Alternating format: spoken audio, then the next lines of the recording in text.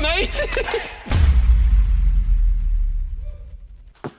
Good morning, everyone. How are we doing today? Good morning to those of you joining us online. My name's James. It's so good to be with you. We are so excited today for the launch of a brand new season, and we are not just talking about fall, although we love fall. We're not just talking about the launch of a new ministry year, although we're excited about that as well. We are excited today because we are launching Be Rich 2021. Let's give it up, everybody. Come on.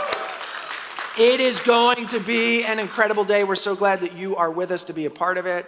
We're so glad that you're tuning in and joining us online. If you are new today and you're like, why is everybody so excited and what's this Be Rich thing? I just want you to know that you have picked a great Sunday to join us. Great Sunday to join us online. You're going to get to see and experience firsthand what it looks like when the church is for its local community, when the church is for its global partners. You're going to get to see and experience firsthand what it looks like when the church gives and serves and loves its surrounding communities the way Jesus has done those very things for us. And that's why we're so excited as we unleash this season of generosity this morning. So it's going to be a great morning. We're going to join with our partner churches in just a little bit. But before we do, one more thing for those of you that are new. We've got a gift for you this morning. So if you haven't already stopped by the guest service table, please do that before you leave because we'd love to meet you. But more than that, we'd love to get one of these gifts into your hands. If you're online, we've got a gift for you as well. Click on today's links. One of those links says, I'm new. Click on that. We'll drop a gift in the mail for you. Again, just our way of saying thank you so much for joining us today. We really do hope that you and everybody else here has a great experience and that something you experience would lead you into a growing relationship with Jesus because that's what this church is all about. Before we get started with Be Rich, before we join our partner churches, we're going to sing some songs just celebrating all that God has done and all that he is yet to do. The lyrics are going to be on the screens here in the room, your screen at home. So we invite you to join in and sing along. And if you're here in the house, please stand, give somebody around you a wave and a smile, let them know that they're welcome. And I'm going to hand it off to the band.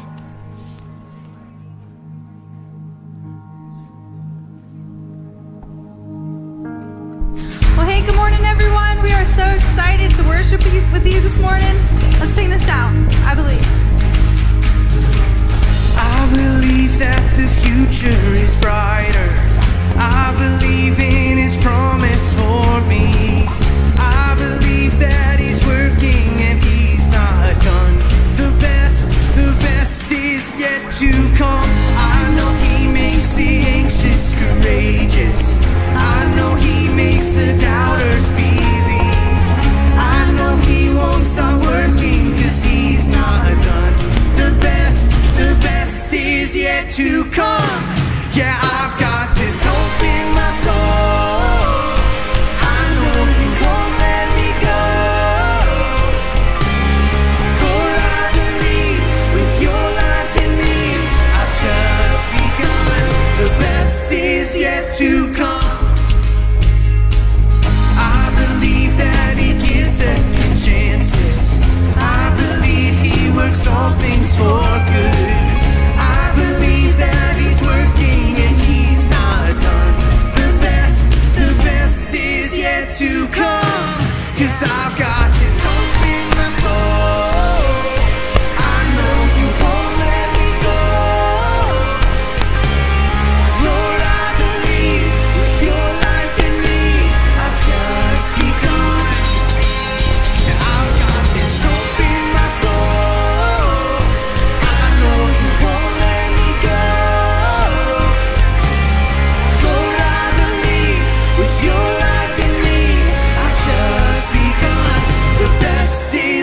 To come. All right, we're gonna have some fun. Just follow us to the right. I've got my hopes high.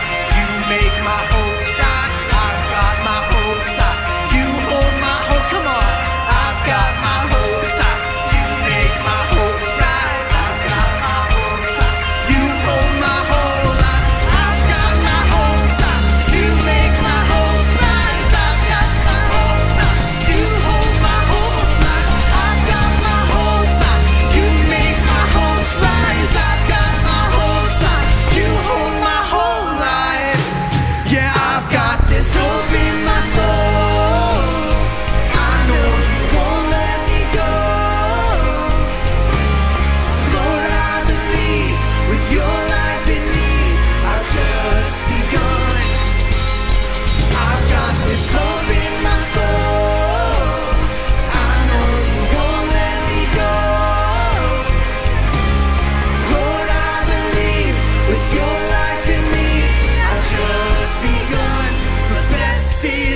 to come.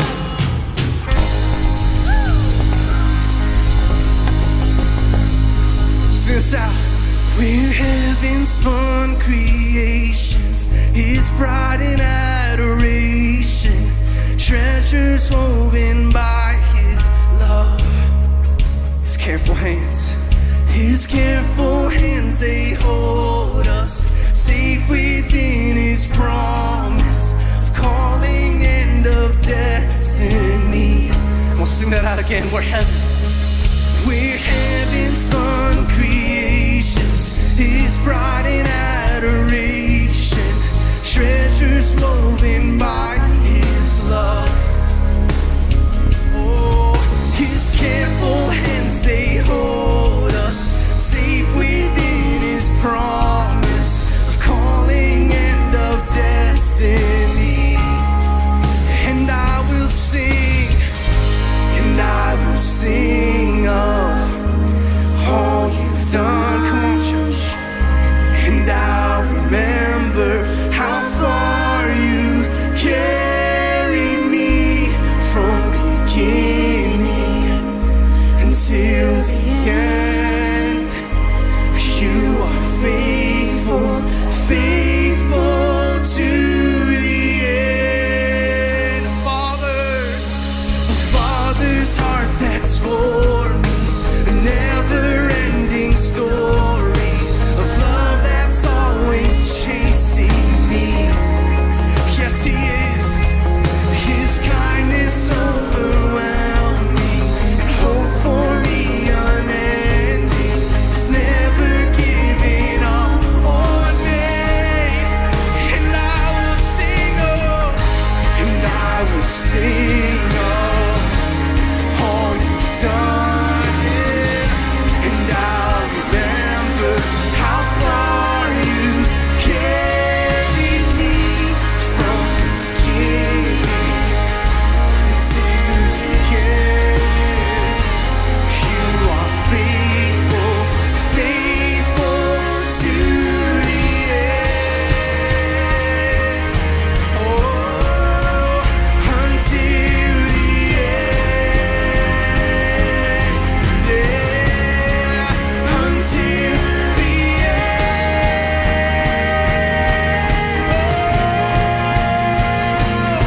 You are faithful, God.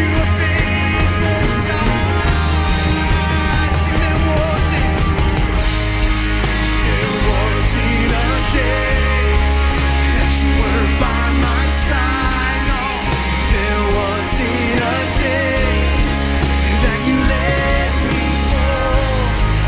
In all of my life, Your love has been true. And with all of my life, I will worship You. Sing it. There wasn't a day that You weren't by my side. There wasn't a day that You let me go. In all of my life, Your love has been true. And with all of my life, we will worship. So we will worship You. We will worship. No matter what we face, we believe You're faithful. Seen it through the ages, in every generation.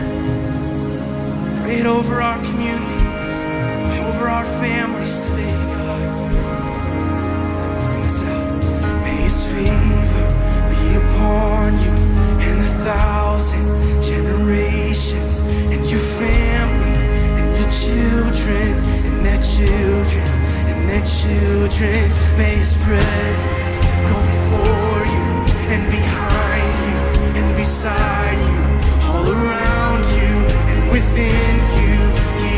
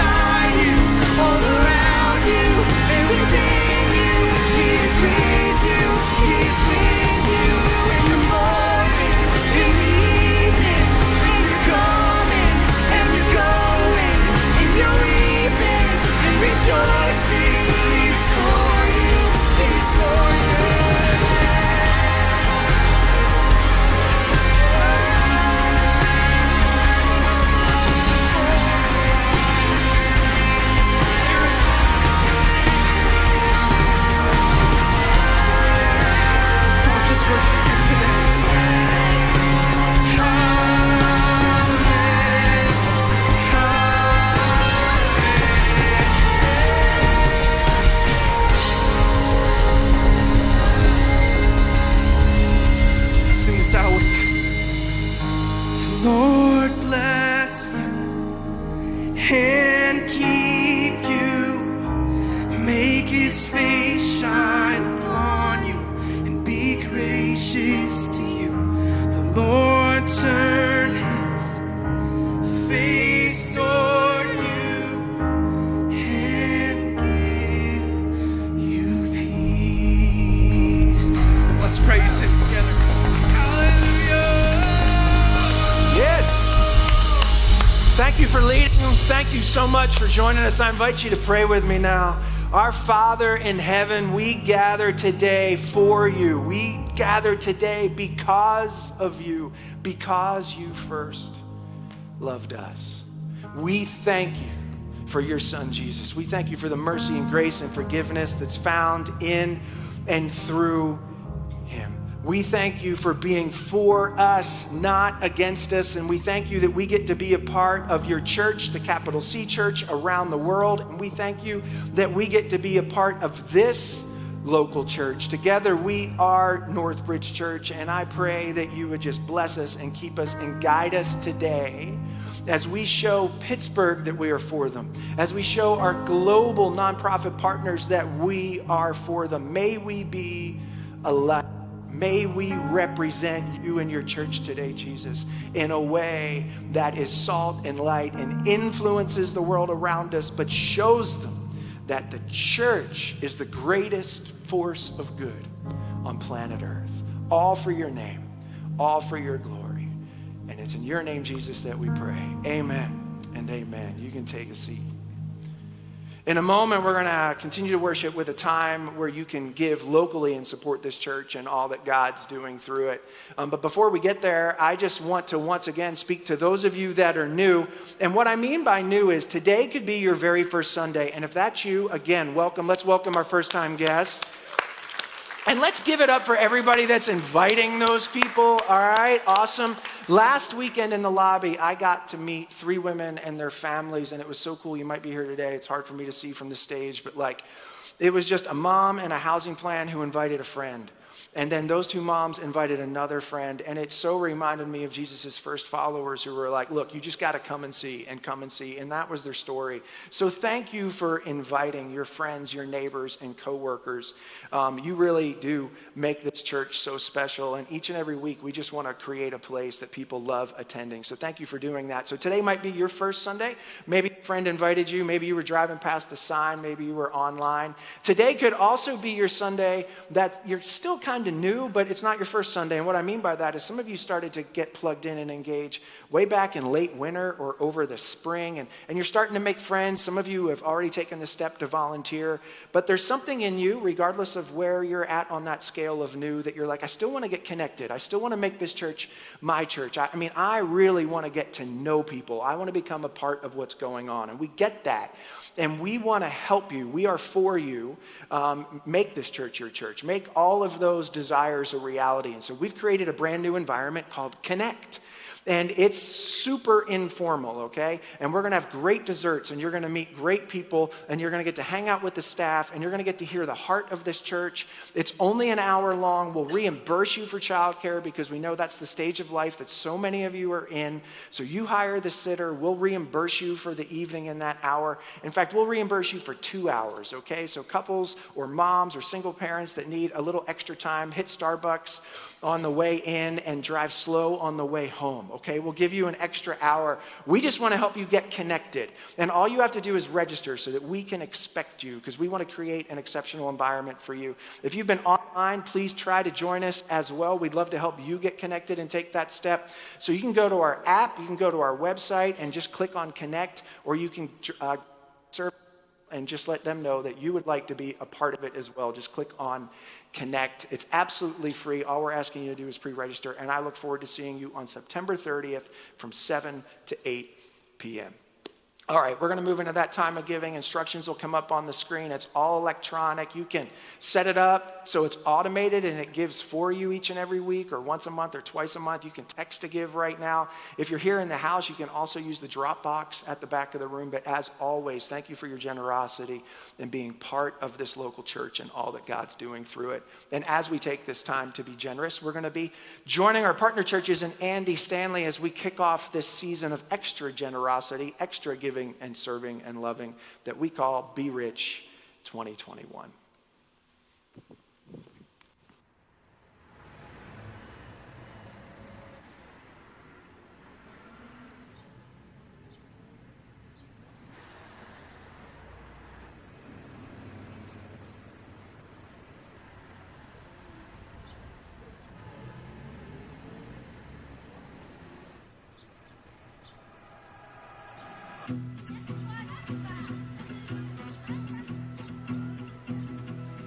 Heading out on our own with our hope in the clouds, and we're starting to see that we're onto something. Feel it coming, we'll keep running, nothing in our way, and we got no reason to wait. Let the journey take you where it wants to. We'll continue to find our way through anything we face. We got what it takes. Here we go. All we need is an open road and a chance to see a never-ending world that's beautiful. Here we go, with the sunlight on our skin. It's a brand new day, it's ours to take, and we will let it in. This is where the adventure begins. Every step, writing stories that seek to be read, taking hold of the moment as we discover every color filled with wonder. Now we finally see we got everything we need. Here we go. All we need is an open road and a chance to see a never-ending world that's beautiful. Here we go, with the sunlight on our skin. It's a brand new day, it's ours to take, and we will let it in. This is where the adventure begins. Heading out on our own with our hope in the clouds. We're starting to see that we're onto something. Feel it coming now. Here we go. All we need is an open road and a chance to see a never-ending world that's beautiful.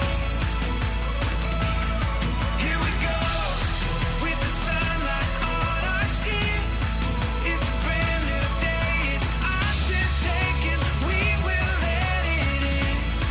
This is where the adventure begins.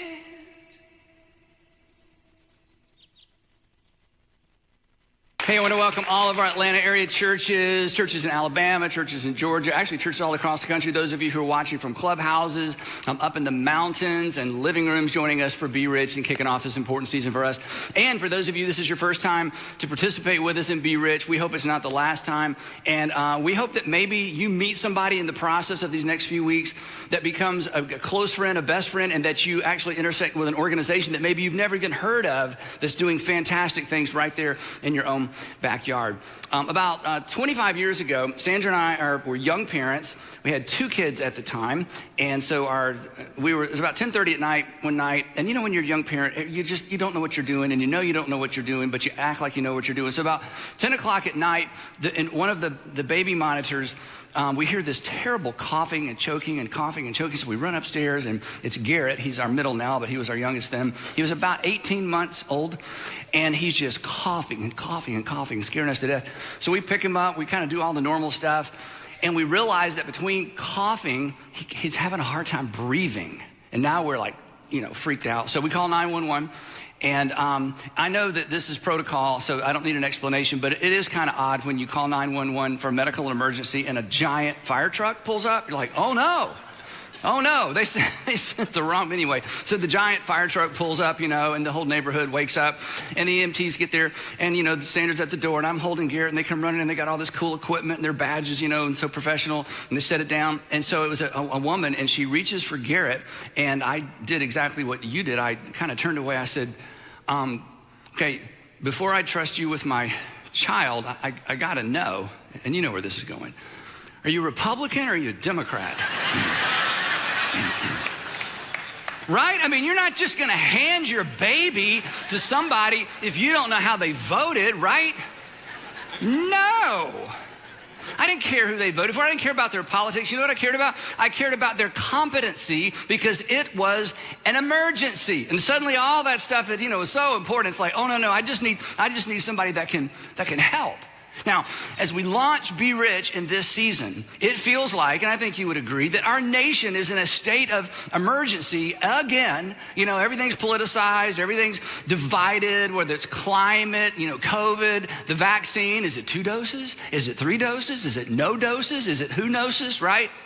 It's mask and CRT, and families are divided. My goodness, I've never seen more families divided than right now. Churches are divided. We've had to struggle with division. People in different parts of the city that see the world a different way, and they're sure I'm on the other side. In fact, my assistant Diane, I don't think I've told you this, because and it's me, but it's just because I'm, the figurehead. I'm like the hood ornament. There's an engine, but I'm not the engine. I'm the hood ornament. That's what I tell our staff. You're the engine. I'm the hood ornament. But anyway, so I get all this criticism, all this email and voicemails and all kind of stuff. People want to have appointments from both sides, because both sides of any issue you can think of think I'm on the other side. So Diane, my assistant, the other day, she said, I wish we could get these people together, because they'd realize, oh, I thought he was on your side. Well, I thought he was on your side, right? Because that's the nature of the division. And it feels like, in fact, I was on a phone call the other day, and a wonderful woman who's been at our church for so many years, she said, Andy, it's never been so bad. I'm like, do you remember the Civil War? Okay, it's bad. Anyway. What's happened to our country? And then I get this, you get this too. You may have wondered this. Is God judging America? Is God trying to get our attention? And as far as that last question goes, I don't think so, but I could be wrong. But one thing I do know, because Jesus told us so. What I know with certainty is that we have a responsibility. And when I say we, I mean Democrat Jesus followers and Republicans. Did you know Democrats can be Jesus followers? And Republican Jesus followers and Democrats, did you know? I know that Republican Jesus followers, Democrat Jesus followers. When I say we, black, brown, and white, all that are precious in his sight, Jesus followers, we have a responsibility. And our responsibility is not to try to figure out what God is doing at the macro level in the world or even in the nation. Actually, we kind of know, but we don't have to figure out and try to read the signs in the clouds. And our responsibility isn't even to solve all the world's problems. In fact, we may never agree on the solutions to the primary problems in our society or our country or the world. We may never agree on how to solve the world's problems. We may never agree even in terms of how to solve our community's problems. And I hate to bring this up, but since we're in church, some of us can't solve our own problems. Yeah, nervous laughter, right? It's like, I know what I would have done I know what I would do if I was the president. I would know what to do if I was the senator. I know what they need to do in Washington. Well, what about your kids? Well, that's a whole different thing. But, put me in charge of the country and, the world will be a better place, right? So I don't know what happened here. I'll just preach. I thought I was doing pretty good there without the notes. Maybe. Anyway, so here's something. You've noticed this as well. And I don't think this is any of you at any of our churches or anybody watching, because you're very sophisticated, smart people. We attract sophisticated, smart people. But there are people who are just absolutely confident that they know what ought to be, right? But they're unwilling to roll up their sleeves and be a solution and kind of make it be. Because, and I can identify with this. This is true for all of us. It's just easier to do nothing, right? And complain about everything. And if you want to do that, that's fine. But if you are a Jesus follower, not a Christian that believes stuff that never, translates into any behavior, but if you are trying to actively follow Jesus, we do not have this option. And our network of churches and the people who are involved in what we're doing around the country and the world, we have rejected this option. And I hope you have as well. But it's tempting. I know it's tempting. It's tempting because of this word right here, awareness. Awareness. Now, some of you are old enough to remember, you can identify with some of what I'm about to say, and some of this goes way back beyond any of our times. But once upon a time, did you know that people they were only aware of what was happening in their community? They had no idea what was going on anywhere else in the world. You know that. People were only aware of what they saw or what the people around them saw. The natural disasters, the only natural disasters they responded to or knew about were the ones that they experienced. They weren't even aware of wars in other parts of the world. The only wars they were worried about, the only poverty they were worried about, the only illness they were worried about was the illness, the wars, the poverty that they experienced or that they could see or that people that they knew about. We, on the other hand, and this is part of the problem, right? We, on the other hand, we're aware of everything, everywhere, all at the same time. And it is overwhelming. And it's partly our fault. It's partly our fault because, we've never met, but you're not really all that interested in good news. We're far more interested in bad news. I was a journalism major at Georgia State University, and Dr. Davis told us over and over and over, he said, students, remember, nobody cares about how many Amtrak trains arrive safely. They want to know about the one that did it, right? So we hyper-focus on the negative. We hyper-focus on the problems. We hyper-focus on the dissension and the disruptions. We hyper-focus on the exceptions. That's just human nature. That's not going to change. In fact, it is so much human nature that some of you, and I get this too, some of you have decided, you know what? I'm just going to quit watching and I'm going to quit listening. I'm just going to tune it all out because unawareness is bliss. You're this way because I would say to you, hey, did you hear about the such and such? Like, no. I'm like, what? Like, I don't watch the news, I don't listen to the news, I just tuned it all out. Unawareness is bliss, but as a Jesus follower, honestly, I don't blame you. Unawareness is bliss, but as a Jesus follower, that really is a swing and a miss because I'm not bothered by the problems I don't know about. I'm not emotionally engaged in human suffering I haven't heard about. I'm not inspired to do anything about the people who are struggling in ways that maybe I could do something about. So if I don't know about it, I don't feel the pressure. And if I don't know about it, I don't feel the tension. And if we don't know about it, we can just go on our merry way and just live in our little bubbles as the bubbles that we try to create. And we know it's out there somewhere, but I just need to tune it out. And I understand tuning it out every once in a while. And I certainly understand tuning it out for a season because you have so much going on. But we cannot shut it all out. And we can't take it all on. And we can't do nothing and complain about everything because we're Jesus followers. And this is amazing. And we talk about this all the time. In fact, every once in a while I get an email, Andy, all you talk about is love. I'm like, that's not all I talk about, but I'm glad we talk about it enough that you think that's all we talk about. Our response to human suffering and our response to the needs around us has been prescribed to us. We don't get to make up a solution or a response. It's been prescribed to us and it's been modeled for us by our Savior. So we don't really get to decide. Now, if you're not a Christian or a religious person, I'm not telling you what to do. I have no authority to tell you what to do. If you don't share the same worldview, then, this is just stuff to consider. If you feel any pressure for me to act or do something, I apologize.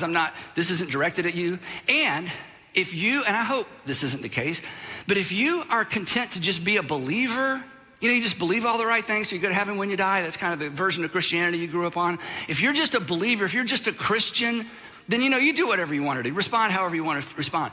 But the moment you decide, we sing the song, I'm going to follow Jesus. I'm not just going to believe things. I'm not just going to get my theology straight. I'm going to follow Jesus. The moment you decide to become a follower, you don't have options in certain areas because Jesus directly addressed certain things. And in this case, he has prescribed to us what we are to do, and he modeled for us what it looks like.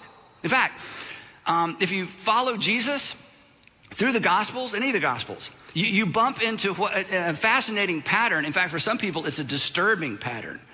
And here's what I mean by that. That Jesus, throughout the Gospels, met immediate needs. Jesus, my servant is sick. Hey, you guys, I'll be right there. I'm going to go with this guy, check out a servant. Okay, we had a plan. I know we had a plan, but hey, he's got an immediate need. Let's go deal with that. Jesus, my son falls into the fire. It's like something takes over his body. It's like, Jesus, like, hey, I'll be right with you. I need to go with this guy, right?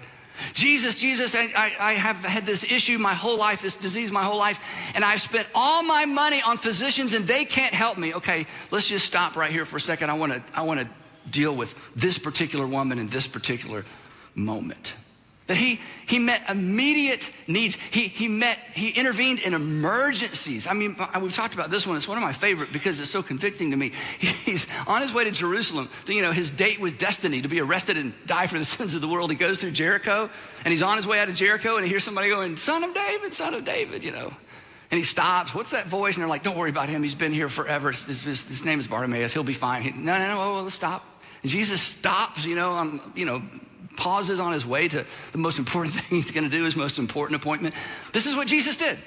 He stopped and he met immediate needs. But do you know what he did not do? And maybe this will disturb you enough to get you to read the Gospels. Do you know what he didn't do?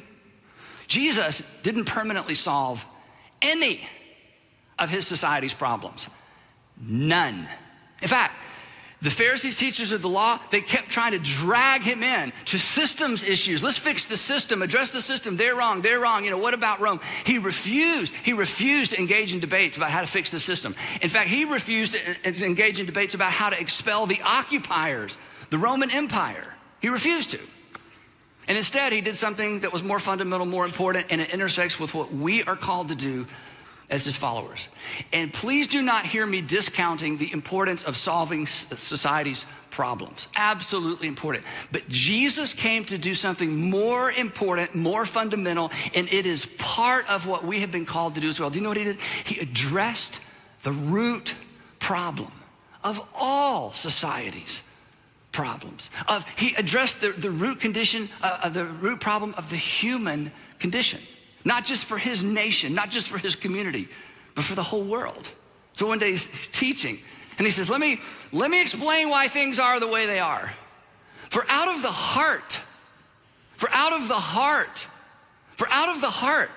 come evil thoughts that translate into evil deeds. Out of the heart comes murder, thoughts of murder, anger, the venom that spirals up to the point that people do things they didn't mean to do, and they hurt people they didn't mean to hurt, and they hit people later they're sorry that they hit. Out of the heart comes adultery, divided families, kids growing up without a mom in the home or the dad in the home, lying, generations of lying. Out of the heart comes sexual immorality, sexual addiction, sexual abuse. Out of the heart comes these things that destroy people's lives and rip societies apart. Out of the heart comes theft, blue collar, white collar, the stealing of ideas, the stealing of credit, the stealing of someone's future, the stealing of someone's ability to grow up in a home with both of their parents. He says, out of the heart comes all of these things. Out of the heart comes false testimony and slander, or Twitter for short. Out of the heart, right? He said, the problem isn't your system. The problem isn't your form of government. The problem isn't the occupiers. The fundamental problem is the heart of mankind, of the human race. And he knew what we know, but it's so easy to forget. He knew that society's problems stem from our sinful, selfish, self-centered, appetite-driven heart. And you know this, no system of government, no party platform can solve those things, can solve that thing. They don't even, the government, and I'm all for government, and government has an unenviable job, right?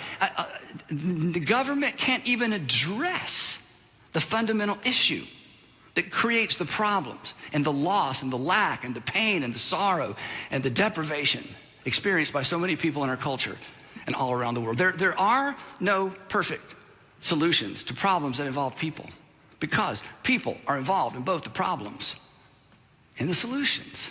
The necessary but unenviable role of government is to establish how low we can go. That's what government does, and that's what government has to do. Government is given by God to protect us from ourselves and to protect us from each other, to not so much reward what is done that's good, but to punish evil. The government basically sets up guardrails against our selfishness, to keep us again from hurting ourselves and hurting others. But meanwhile, what Jesus did was so different. And what Jesus did is what we are, to the best of our ability in the 21st century, to be about. Jesus introduced not a system of government or a different way of doing things or a different set of laws. Jesus established and introduced a different way of living life. An upside down, others first, race to the back of the line, mutual submission approach to living. Originally, in the first century, it was referred to as the way, because it was a way that was contrary to human nature. And it was fueled, as we talk about all the time, it was fueled by a single, forever relevant command that if we ever embraced it, it would change everything regardless of how things change. To simply love others as he loved us. Again, we don't get to decide what love looks like.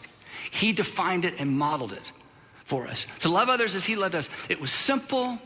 It was brilliant. And do you know what it does? And we should tease this out sometime when we have more time.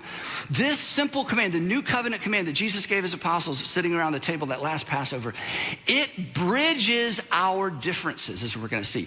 It bridges our dissimilar backgrounds. It bridges the gap between our dissimilar experiences, the way that we experience life, the way that we've grown up. It bridges the gap, honestly, between our disagreements about how things should be done, about how problems should be solved.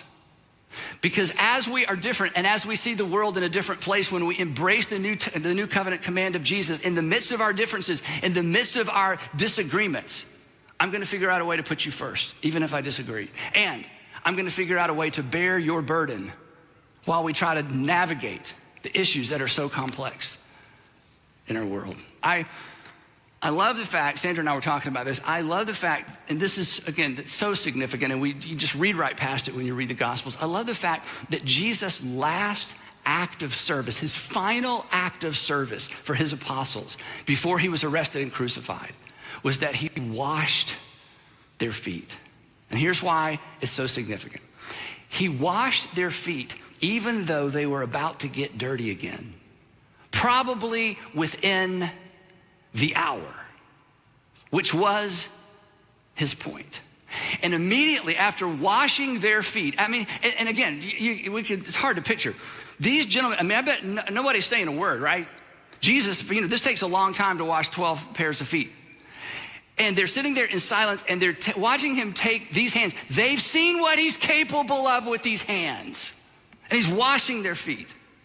And then he puts on his rabbi's robe and he sits back down in his place of authority at the table. And he says this to them, and he says this to you, and he says this to me, and he says this to all of us. He says, now that I, your Lord and your teacher, now that I, the most important person in the room and the most important person you're ever gonna meet, the most powerful person in the room, the person that's holding all the cards, now that I, your Lord and teacher, have washed your feet, you also should wash one another's feet, even though they're going to get dirty again. And then he says, I have just now in this moment set for you an example that you should not believe, not think about, not read about, not go, that you should do as I, here it is again, have done. This is the new covenant command. You are to love as I have loved you. You are to do for others as I have done for you. This is about simply believing right. This is about doing right, and I've set the pattern. I am the model, and I want you to do for others, even to the point of washing one another's feet, even to the point of meeting needs that are gonna need to be met again the next day. These are our marching orders. Washing their feet did not solve their problem. Washing their feet simply addressed their current need. Don't miss this. And this is at the epicenter of our faith. It's at the epicenter of our gospel. It's at the epicenter of what changes a culture and a society and a family and a relationship in the world. Commanding them to do the lowliest thing for one another, commanding them to wash one another's feet, ensure their differences would not divide them, because you cannot wash feet from a distance. One of the things we've said, and I've repeated it several times, I don't want you to miss this, it's so important, especially when things are the way they are in our country and in the world. The further you are from a problem, the simpler the solution appears to be. This is why you sit at home and watch your television and you're thinking, if I was the president, if I was a senator, if I was him, if I was a general, if I was there, I don't know you, but you have no idea what you're talking about, okay? And neither do I. Because the further you are away from a problem, the simpler the solution appears to be. And Jesus, in his brilliance, says to these men that are going to carry they're going to be stewards of the gospel. He says to them, you cannot be divided, and you must serve each other at the most menial, lowly level, because it will keep you from being divided, because you can't wash feet from a distance. And it won't allow you to get so separated that you're sure what the other person should do, but you're not in their lives. Because the closer we get, and this is one of the reasons we want you to serve during this season of Be Rich, the closer we get to each other, the closer we get to people who aren't like us, the closer we get to people who don't experience the world that we experience it, the closer we get to other people, the more we understand their current reality and the more they understand ours. And then there's a big, giant group. Oh, you know what oh means? We talked about this a few weeks ago. Oh means I didn't know. This whole time I thought you. This whole time I thought you. This whole time I just assumed that. This whole time I just assumed that. This whole time I thought, why don't they just? And now I understand why. And the whole time I thought, why doesn't he just? And oh. And you have the oh moment when there's no distance. And Jesus says, I don't want you to wash each other's feet because you can't find somebody to wash your feet. I don't want you to wash your feet because it's going to be a permanent fix to the problem. I just want you to stay so close to each other that with your differences, there is no division. And the closer we get to each other and to people in the community and the people in the world, the easier it is to understand and take into consideration their current reality. And these guys, they got the message, right? I mean, into the first century, Greeks, Romans, people around the Mediterranean basin are beginning to embrace this new ethic, the new marching orders of Jesus. And the world began to change because hearts began to change. When you race to the back of the line instead of the front of the line, something happens on the inside of you. When you decide to wash the feet of people who are nothing like you, something happens on the inside of you. When you decide to close the gap and close the distance, you learn. And when you learn, you change. And you may never be able to share in their experience. You may not even want to share in their experience, but it marks you. And you're less critical, and you're less cynical, and you're less judgmental, and you're less sure that you have all the answers. Because your heart and my heart are equally corrupt. And Jesus says the way forward isn't to believe differently. The way forward is to serve differently. You bridge the gap. The first century, second century, third century, culture began to change. It became a safer place. It became a safer place for women, for children, for slaves, and for the poor. So, as tempting as it is, let's not shut it all out. And let's not try to take it all on. Jesus did not lead us into either of those ditches. He has asked us to do for others at whatever level we can, simply, in some way, in some form, in some expression, what he has done for us, individually and collectively. So, Be Rich is this simple. Let's just do what we can do. And let's do what we can do now. And let's do what we can do together. That's why we do Be Rich. Now, if this is your first year with us, I'm going to give you a 3.5-minute explanation of what this is and how it works. Every year, we bring all of our Atlanta area churches together and all of our network churches together and anybody in the country that wants to participate to do corporately what we're doing individually, hopefully all year long, which is simply to give, to serve, and to love in Jesus' name. This is our opportunity to remind the world and to remind the people in our communities that they matter to God, that everybody matters to God, whether God matters to them or or not. And the reason we call it Be Rich, which bothers some people, but that's okay, and it causes people to look up, especially if you're talking about being rich in a big mega church. It's like, wow. In fact, when you got here today, you're like, I knew it, okay? You're just going to take notes and go back and tell your friends, right? So glad you're here. Anyway, it's because the Apostle Paul is writing to Timothy, who he hoped would one day maybe take his place in the first century, young Timothy. And he says to Timothy, okay, Timothy, when you're visiting these churches and when you're with these new Gentile believers, make sure you remember to command those who are rich in this present world to do good, and here's our phrase, and to be rich. Tell the rich people to be rich. Tell the rich people to act rich. Tell the rich people to behave as if they're rich. You don't need to be embarrassed because it's not yours anyway. If you have somebody that manages your 401k, they do not feel guilty. They feel responsible. You are managing what God has allowed you to manage. You do not need to feel guilty, but you do need to feel responsible. That's the appropriate feeling or emotion of a steward. Tell those who are rich in this present world to do good, to be rich. And how are we supposed to be rich? In good deeds and to be generous and willing to share. And the truth is, as we've talked about so many times through the years, most of us are rich in this present world, not in your present neighborhood, not in your present community, maybe, but in this present world, most of us are rich. So we should be willing to be generous and willing to share. And that's what we're about to do together. Now, if you're part of one of the network churches that's participating in this year's Be Rich campaign, we are so thrilled that you're partnering with us again, or maybe partnering with us for the first time. And at this time, your pastor is going to come up and tell you what your church has in store for your community.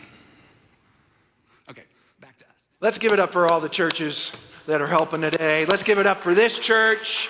We're going to be talking about what we're doing, how we're supporting. Let's first of all talk about all the nonprofit partners that we're going to be supporting through Be Rich, our local nonprofits and our global nonprofits. Here they are on the screen. Let's give it up for them. We got Crop and Kettle, World Vision, Hearts for the Hungry, Urban Impact, Gleaners Food Bank, Center for Midlands, Somonay Orphanage, Light of Life Rescue, and Pine Valley Bible Camp. Let me tell you about them just a little bit. You're going to hear way more about each and every one of them over the next couple of weeks.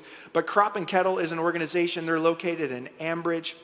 We started partnering with them a couple years ago, and they are literally giving people a second chance, people that need a vocational chance. Maybe they never got on a good path. Maybe they need to get off of a path that they're on, and it's teaching them practical life skills, specifically how they can work in the restaurant industry, taking things from crop to kettle, farm to table. It's teaching them agricultural and culinary skills. It's amazing. They've graduated so many students, and we're helping that effort there as well. They also do meals for those in need in Ambridge. World Vision, taking the donated items and distributing them globally to those in need. Hearts for the Hungry, we use what's given through Be Rich, and we buy raw food items, rice, beans, vitamin packs, and we package them and distribute it primarily to Haiti and our nonprofit partners there. We're going to do that once again. What you give through Be Rich is going to be used to host a food build this coming spring. Our last one was in the spring. We like the timing of that, so that's when the build will be.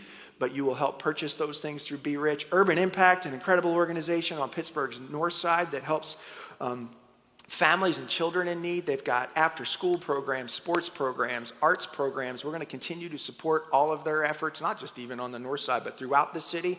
But we're also going to expand our partnership with them this year. I'm so excited about this. You're going to get to meet a gentleman. His name's Sean in a couple of weeks. He's going to be with us.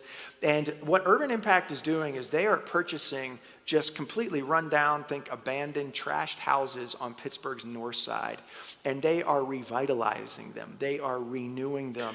And they are making them homes for their staff. They call their staff urban missionaries. And so they're redoing these homes. Their staff's living in there. It gives their staff shelter, but it's so much more important than that.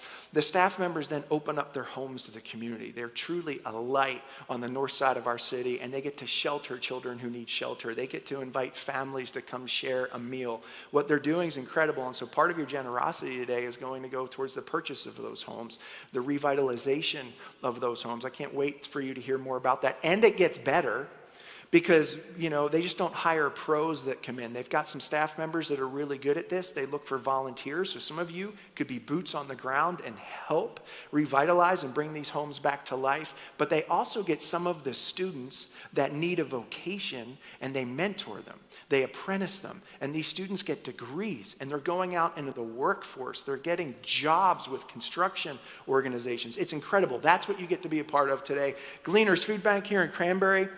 You'll hear about this next week, but we're going to be bringing in food, stocking their shelves, helping them meet the needs here in our local community. Ambridge Center of Midland after-school programs, we're going to be sponsoring them. Somone Orphanage in Kitwe, Africa. We're also going to be continuing our clean water and drilling efforts there. Light of Life Rescue Rescue Mission, their efforts on Pittsburgh's north side and throughout our city with the addicted and the homeless. And then Pine Valley Bible Camp right down the road here in Zelienople. In fact, we got a great representation of them. Let's give it up for Pine Valley.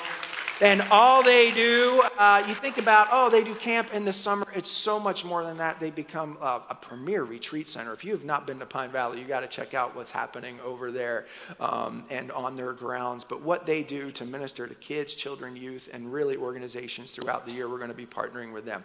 But we need your help. You're going to hear more about it in the next couple of weeks. But today is Give Sunday, and we're asking everybody to give. So yes, we are asking for money, and this is the only time of the year you're going to hear us do that. Even if you're like, I'm not even sure I'm a church person, I don't know about this God thing. If you believe in doing good, I'm encouraging you to give today. Every penny you give will go directly to these organizations. You will see us distribute checks live on this stage. You'll see us go visit people and give your finances away. Every penny, not a cent, goes to this church or our network of churches. It goes to these local and global nonprofit partners. If you're online, we need you. There's going to be a link as well. So you didn't get out of it today. Wherever you're watching from, we need you to be a part of this and help. And as a dollar amount, we recommend starting with $39.95. And we've said that for years. And the reason we say it is because it's so realistic when it comes to a late night infomercial, right? You can get not just one pillow, 2 pillows, right? You can get a can of Flex Seal with Flex Paint and everything. It's just $39.95, right? It's actually cheaper than a night out by far because of inflation and the price of a meal now. It's probably somewhat similar to like getting a couple pizzas nowadays, $39.95. Some of us, I'm not asking anybody to raise hands, that is less than your monthly Starbucks bill, okay? $39.95 can make a difference. Now, some of you can't afford $39.95, and that's okay. If you can give $3.95, some of you can add some zeros to that. You can get $395. Some of you can give $3,095. So there's no limit on the top end or the bottom end. Whatever you can give, we're asking you to give and give generously today. All of it's going to go to these organizations. This is just Give Sunday. Next Sunday, we're going to be talking about how we can serve. Sundays after that, we're going to be talking about how we can love and just see a need and meet a need in our local neighborhoods and be more for Pittsburgh than we have ever before. But today is just give. We're going to be posting links all throughout the week. If you're watching online, you can share these messages. If you're here in the room, you can share it with people. Tell your friends and neighbors if they're wondering, how can I help our city? Point them to this church. Let them know that every dime is going to these organizations. Let them help as well. It's incredible that we get to be a part of this. Now, here's how easy it is for you to give. Many of you give through your phone. It's tap to pay, your credit, debit cards. That's how many of you support this church. So in a moment, we're going to set you free to give. So don't do it right now. But if you just simply open up our website or our app or how you give normally to this church and click on give, the default line item right now says Be Rich 2021. It'll stay that way all week. It doesn't say regular fund. It says Be Rich 2021. At the end of the service, a slide's going to come up with a QR code. So if you've never given here, you just scan it with your app. It's going to take you directly to our giving page. It says Be Rich 2021. You can give there a one-time gift. The same thing's going to happen at home. A give icon's going to pop up, and you click on that. It's going to take you to our giving page right there on your website. Or you could scan from your phone the QR code that's on your computer screen. You get it. You know how it works out. You guys are all high tech. If you just have a credit card, you're like, I don't know how to use my phone. It's scary. You know, it's all Big Brother. I don't ever want to send stuff electronically. I just want to use my phone. I get it. We have a card reader out at the guest service table. Everything given, again, every penny. So you can use your credit or debit cards. And some of you are like, I'm old school, cash is king. We got you as well. We've got envelopes. Our guest service team, yellow shirts, will be at the back of the room. They say, be rich. Everything you give is tax deductible, even your cash and your checks. So put your cash in an envelope, your checks in an envelope, and they'll have a bucket there. You can put everything in a bucket and you can give. We're giving you time to give. We're giving you time to be social. We've got a donut wall out there. I just saw it. It looks delicious. The donuts are absolutely free. So you've got time to give. You've got time to be social. We've also have a food truck out there with amazing brunch items and fancy coffee drinks. So celebrate what is happening today. Make some friends today. In fact, homework for everybody.